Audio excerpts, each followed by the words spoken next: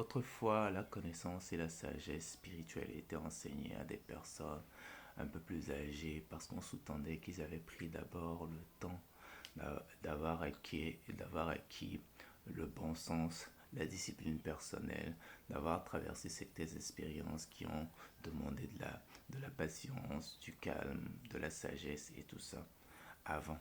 C'est pour ça qu'on leur enseigne, on les sentait dignes de pouvoir acquérir la connaissance spirituelle. Pourquoi? Lorsqu'on est jeune, est-ce qu'on acquiert certaines connaissances et certaines puissances et tout ce que l'on veut faire quand on n'a pas de sagesse, c'est qu'on veut brimer les autres. On veut asseoir son autorité. Parce que lorsqu'on est jeune, la plupart du temps, l'on est guidé par l'ego. Lorsqu'on est guidé par l'ego, on peut commettre les plus grandes absurdités, les plus grandes mesquineries, les plus grandes défaillances ou bien les plus grands crimes et les justifier. Est-ce que vous comprenez? C'est pour cela que ces connaissances-là ont été enseignées à certaines personnes plus âgées. Mais aujourd'hui, nous voyons des personnes qui n'ont même pas encore de la discipline avec leur propre corps, des personnes qui ne savent pas ce que c'est que être humain envers leur prochain, des personnes qui ne savent pas ce que c'est que le bon sens, aller vers des connaissances. Ils ont une accessibilité facile à la connaissance des voies ancestrales ou bien de la spiritualité et tout ça, de l'occultisme et tout ça. Vous les verrez sur les réseaux. Ils se sentent un peu offusqués. Ils vont se tenir devant des entités, des représentations d'entités et tout ça. Dire que c'est vous, vous me menacez, sinon je vais vous montrer ce que moi je vénère ici. Ce que je vénère va vous montrer, va vous faire mal. Ils veulent détruire.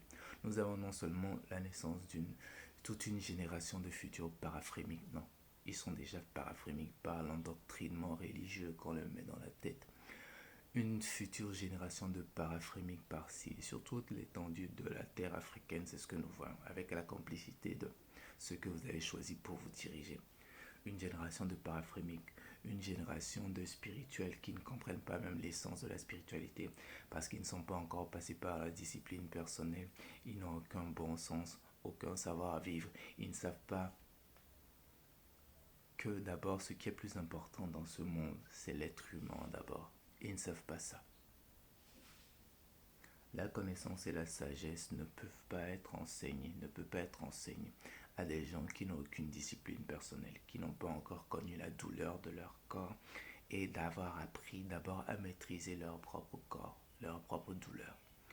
Parce que d'abord, si tu ne maîtrises pas ta propre douleur, les autres peuvent t'infliger une sorte de douleur émotionnelle et tu réagiras au lieu d'agir. Et la réaction, ça emmène à faire n'importe quoi, à utiliser les moyens que nous avons. C'est peut-être l'occultisme, la magie et tout ça, la sorcellerie pour nuire à votre prochain. Or, l'essence première de l'être humain, c'est de vénérer son prochain. Quand je dis vénérer son prochain, c'est d'abord de donner l'autorité, ou disons plutôt, de donner la qualité, de respecter la qualité ou l'intégrité de son prochain en tant qu'être humain d'abord. L'humanité en nous, c'est ça le plus important d'abord. Est-ce que vous comprenez?